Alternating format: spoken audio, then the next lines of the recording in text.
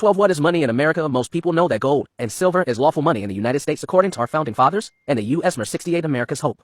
To cancel bank loans without going to court constitutional. Could not lawfully redefine money without an amendment to the U.S. Constitution. I can argue that Federal Reserve notes are not legal nor lawful using the law and court cases. I would have to write another book to present the evidence. However, for the purposes of teaching you the real bank loan agreement, we will call Federal Reserve notes legal tender. It would take too long to explain how Congress passed bills taking away gold and silver and substituting them with Federal Reserve notes. It suffices to say that they did it. Instead of the government creating the money, the banks created it. How did the banks create money? The Federal Reserve Bank of Richmond publication, Your Money, says Federal Reserve banks pay 2.5 cents for each note produced by the Bureau of Engraving and Printing, page 12. The bank buys $100 of cash for 2.5 cents, making a profit of $99.975. The Federal Reserve Bank of Chicago publication, Two Faces of Debt, says Federal Reserve notes are liabilities, page 4. A liability is a bank debt or an IOU. Rockefeller got the money for free or for the cost of printing the money. This is how Rockefeller got so rich. He was a smart man. The bank his family owns creates money. No wealth is produced. It is simply shifted out of your pocket and put into the bank's pocket. The bank gives back some of it to get the Congress, judges, and sheriffs elected,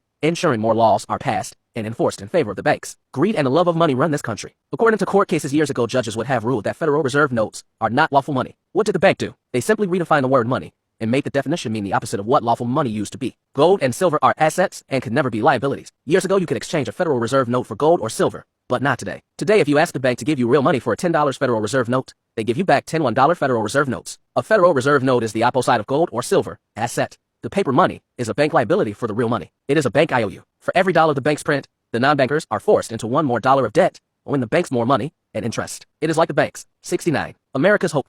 To cancel bank loans without going to court. Printing money, and for every dollar they print, they buy something while having you repay the bank principal and interest on the money they created. The banks cannot lose. The Federal Reserve Bank publications simply redefined money to mean the opposite of what the traditional meaning was. A simple illustration: years ago cash was scarce, so people used horses like currency. They bartered. The bank had a better idea. Instead of using a horse as currency, the people gave the bank a $500 horse, and the bank created 500 tokens worth $1 each. The bank received the horse for free by creating 500 new tokens and giving you the new tokens. People used the tokens as money instead of using horses like money. Tokens are really banknotes owing cash. Tokens became checkbook money. Checkbook money stopped people from stealing cash. For safety reasons and out of convenience, people use checkbook money for large transactions and cash for small purchases. The bank simply expanded its operations by exchanging newly created tokens for matching amounts of promissory notes that can be sold for cash. Casinos force you to use cash or tokens. Liabilities is money, and the banks force you to use cash or checkbook money. Liability is currency, thereby forking their private monopoly money upon the citizens. The people did not see the banking secret. When the bank created new tokens and exchanged the tokens for horses, the bank ended up owning all the horses for free. It was so profitable that the bank expanded their operation,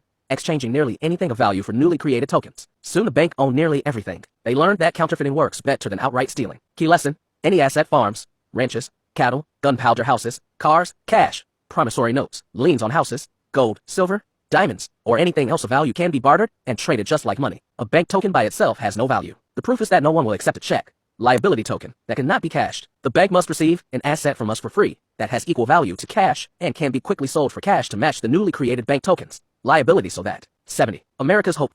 To cancel bank loans without going to court. People will accept the token as money. The banking monopoly forces the token as a medium of exchange by only accepting cash and tokens to be deposited, unless one deposits promissory notes, and the currency created by the deposit is returned to the depositor as loan. The Federal Reserve Bank of Chicago publication Modern Money Mechanics, page 2 uses the logic that if people use tokens in place of cash, then only cash and tokens need be considered money. The Federal Reserve Bank is wrong, and here is the proof. Cash is an asset. Tokens are bank liabilities representing the value of the matching asset earlier deposited, creating the token. Checkbook money. The token is the substitute for the earlier deposited asset. The asset gives the token value. So the correct conclusion is that only assets are money, and liabilities represent a substitute of the asset earlier deposited. The bankers have a secret. If you deposit cash, asset, the cash becomes the bank's property, and they owe you back an equal amount of cash or checks. If you deposit a promissory note, asset, it becomes the banker's property just like depositing cash. The banks know you cannot create new deposits, liabilities, tokens, IOUs, checkbook money, without first depositing or loaning any bank an asset, cash, check, promissory note, to create the bark liability, checkbook money. This bank liability becomes a token substitute for the real money,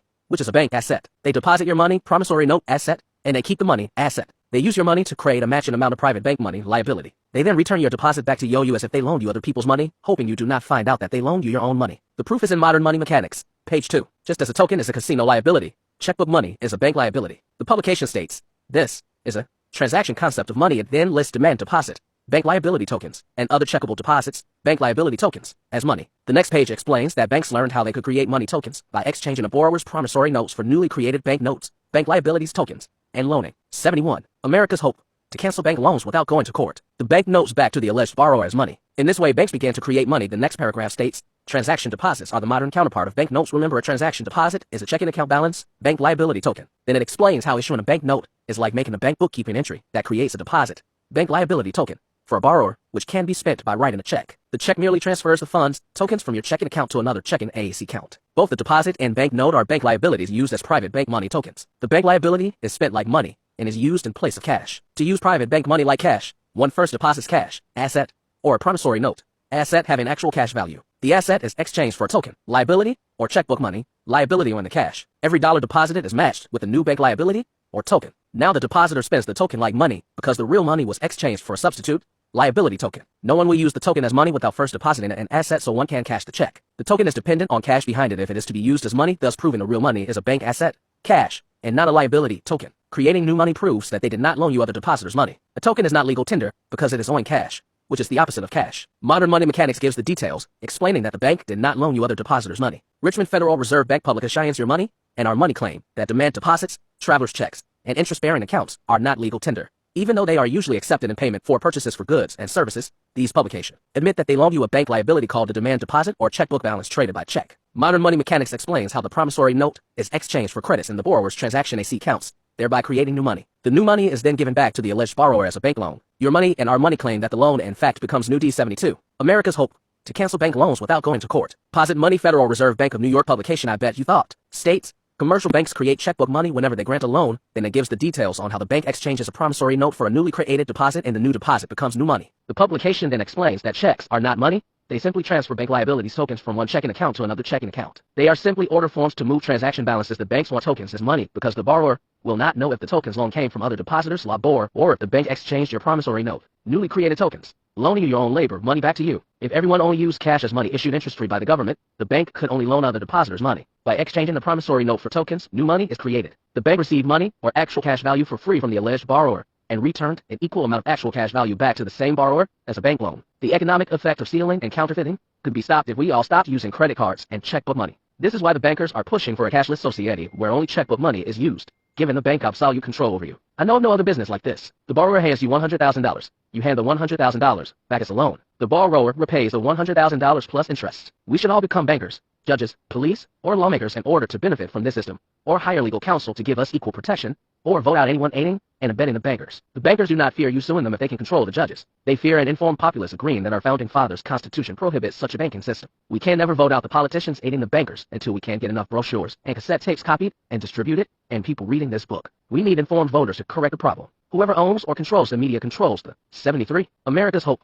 to cancel bank loans without going to court. Money and the government. Our brochures, tapes, and this book will become our media to expose the ugly truth about our banking problem. Conclusion: any asset is money. A car, house, cash, promissory note, lien on a car or house, anything that has value that you own and can trade is money. The banks created a monopoly, forcing you to transfer your assets to the bank for free. The bank gives you back an equal amount of private bank tokens representing the value of the asset. The banks then only accept cash or tokens as money, forcing private bank liabilities, IOUs tokens to be used as a substitute in place of the real money, a car, house, or promissory note. In the process, the bank obtains the nation's assets for free through money creation. Then the bank loans us back the substitute money, liability representing the money the bank just took from us. The Constitution our founding fathers gave us gives us equal protection and gold and silver currency, and prohibits credit, bank tokens, liabilities, IOUs. The citizens are not forced to transfer their assets to the bank for free to obtain money. One cannot redefine the constitutional definition of money, gold and silver coin, asset, without an amendment to the Constitution or a constitutional convention. The Constitution demands equal protection, prohibiting two classes of citizens. Our founding fathers' Constitution prohibits those who can legally transfer wealth from your pocket into theirs, use it to create money, and loan it back to you. In the future, informed voters will decide if the bankers are right or if our founding fathers were correct. Our job is to tell everyone what the real bank loan agreement is. The bankers know they must conceal the truth. I talk to bankers who redefine words and call checks cash because you can get cash for the check. We know that a check merely transfers money previously deposited. The banks claim that they do not steal nor counterfeit. They redefine it and call it good business or monetizing. Monetize means to make into money. They made the asset, house, promissory note, cash, into checkbook money tokens by matching the value of the asset with new tokens. The economic effect is similar to stealing and 74. America's hope to cancel bank loans without going to court. Counterfeiting, but monetize sounds legal. Redefining words does not change the economic effect of the transaction. Someone still transferred an asset from one party to another without the authorization of the one who lost it.